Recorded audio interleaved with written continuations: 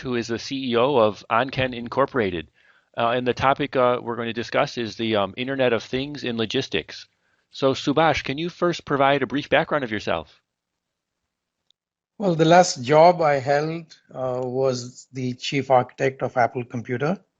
So one of the things I had worked on at Apple was the architecture for now what is known as the smartphone, which involved the entire ecosystem for supporting such a thing as a personal digital assistant. So data warehousing, web services, portals, metadata, all of that, the whole architecture for that, and we published it so it's in print, available, and it was adopted by large corporations at that time, and then it kind of paved the way for the success of the personal digital assistant and the success of the iPhones. And After that, I actually started a couple of software companies. I went into becoming an entrepreneur and founded a few companies building out those technologies that Apple did not want to build, like data warehousing, web services, and all those things. So built that out while the hardware was being developed at Apple. So did that, and now I'm working on supply chains using what I think is the next generation of stuff that beyond the human interface devices to without human interfaces, which is what I call the Internet of Things. can you talk more about what is the Internet of Things in logistics? So I specifically wanted to differentiate Internet of Things in logistics from just Internet of Things because Internet of Things is a very broad topic. It covers everything and anything. And so just to bring some scope and context, I wanted to talk about IoT being applied to logistics, which has been, I think, one of the oldest or the longest implementations of anything to do with technology has always gone into the logistics of moving physical stuff from somewhere to somewhere. So IoT has been in practice in, I think, in logistics as long as M2M has also been there for machine to machine communications. So I specifically talk about logistics to put some scope around the context of IoT. So, why is the Internet of Things in logistics important? Well, as you know, as long as we want to have a good life in the world, you have to rely on logistics to get you the stuff from wherever they are manufactured to the point of consumption, and then now also the reverse logistics of taking it and destroying it in such a way so that they're recycled and not thrown into dumps. So logistics will always be there, and it's very fundamental to the existence of human beings as long as we're on this planet or even planning to go to other planets. So that's why I think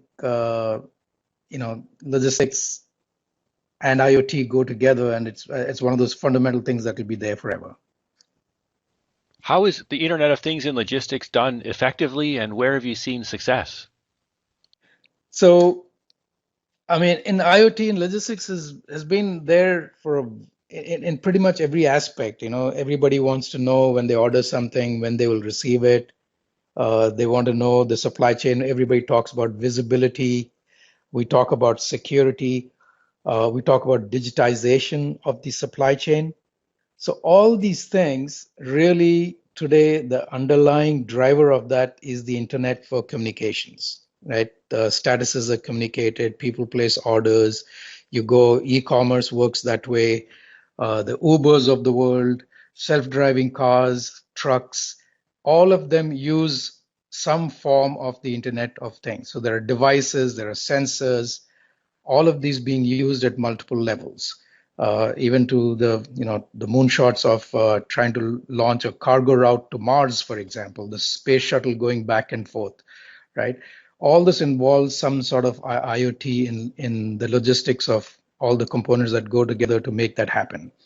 And then on the other side, the other 99% of the world uh, actually is going to see a revolution, just how we saw the internet affecting people all over the world. I think the Internet of Things is going to affect the lives of the other 99% in more ways than we ever imagined the internet or the smartphone to have done. So that's where I think there's a huge potential for breaking that vicious cycle of poverty, the climate change issues, all those things can now be directly addressed using IoT. And this applies to agriculture, it applies to how we know where the banana republics are being created, where pollution of the water is taking place. The Bangladesh factory, you cannot deny that there was a factory with 1,000 people killed that nobody knew existed that they were sourcing from.